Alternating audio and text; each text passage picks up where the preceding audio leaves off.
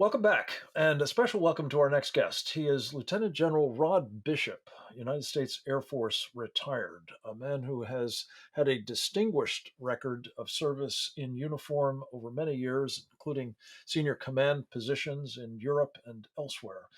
He is also the leader and driving force behind a remarkable pickup team of senior military officers, now also retired, called Stand Together Against Racism and Radicalism in the Services. Of course, it has an acronym that's being associated with the military. STARS is its acronym. General Bishop, it's good to have you back, sir. Welcome once again to Securing America. Thanks so much, Frank. It's good to be on as always. Thank you. Let me ask you, if I could, about some of that racism and radicalism that we're seeing. I kind of describe it as a war against the military that the Biden administration has been waging. Um, and maybe we could start with this whole idea that there's systemic racism in the services and it has to be rooted out through critical race theory indoctrination.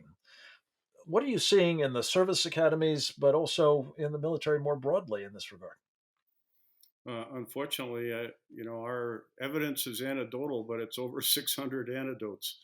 So I think when you pile them together, that tells quite a story. We were founded really just upon a football video.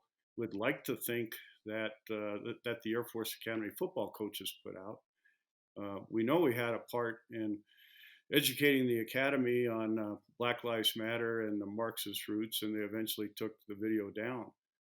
But the tentacles of this Marxist thought are much, much deeper than just that Yes. one video. Yeah.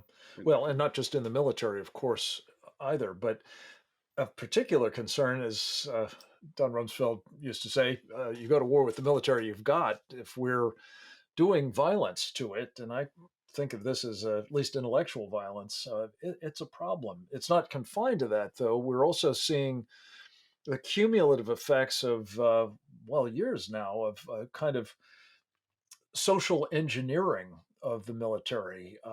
We've got, of course, in addition to the racism, a lot of um, sexual mores and transgender initiatives and indoctrination, and along with it, to some extent at least, lowering of standards. Is that of concern to you as a former commander, looking at what is the cumulative effect of all this on the military? absolutely. Frank, I worked in admissions at the Air Force Academy back in the early 80s, just 15 years after the civil rights laws were written. And we convinced ourselves back then that, look, kind of like Shelby Steele tells us today, that, you, America, gave us our freedom not really until the 1960s. And so we were only 15 years or so after that. So I can tell you that we bent the rules or the standards to bring the academy to reflect the rest of America. And I didn't feel bad about it then.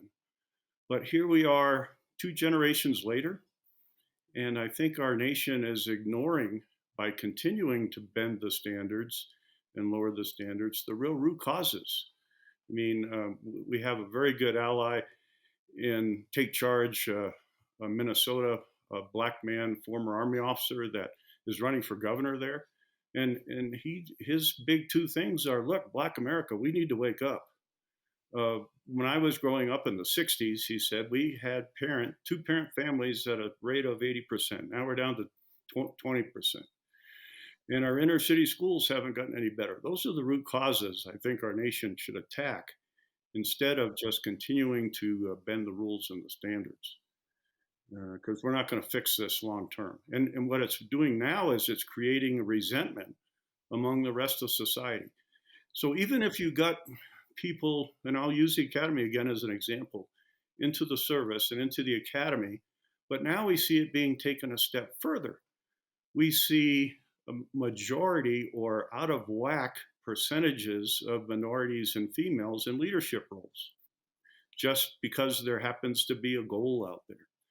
And that's wrong. That's demeaning to those populations, and it's very discouraging to the white males who have told me on many occasions, why bother? Right. Why serve?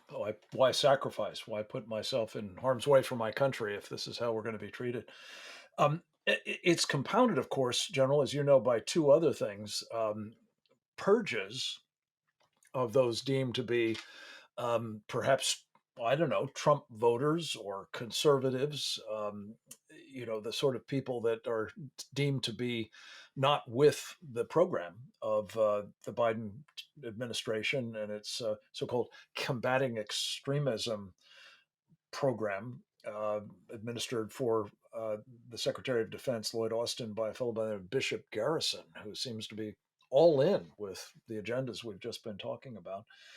And also, I know you've been very concerned, and STARS has been quite engaged on this issue of compelling service personnel to take these vaccinations for COVID. Talk about the cumulative effect, if you would, sir, about all of these things on, well, as you said a moment ago, the willingness to serve in our military.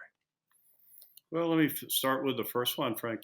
When the secretary said last February that we're going to have an extremist down day, I think most of your audience is probably aware that the examples of the extremist down day were all white supremacist examples from 2019. Nothing about Black Lives Matter and Antifa riots through the summer, of which many members of the service supported those. So it does seem like all of that time and effort that's put in. What are we, a couple of million in uniform, and they found 100 examples. I mean, it seems like a lot of effort, and the focus, well, it should be across the board, not just on quote white extremism. Right. Now let's add in. Hold the thought on the vaccinations, if you would, sir. We've got to take just a very short break. We're visiting with Lieutenant General Rod Bishop, United States Air Force retired, an extraordinary commander and leader now in his retirement. Those now out of uniform, deeply concerned about what is happening to the services they've participated in the past and love and know are vital to the security of this country, particularly at a moment when, as we talk about on this program every day, we are facing a world of hurt. It's vital that we get this information out.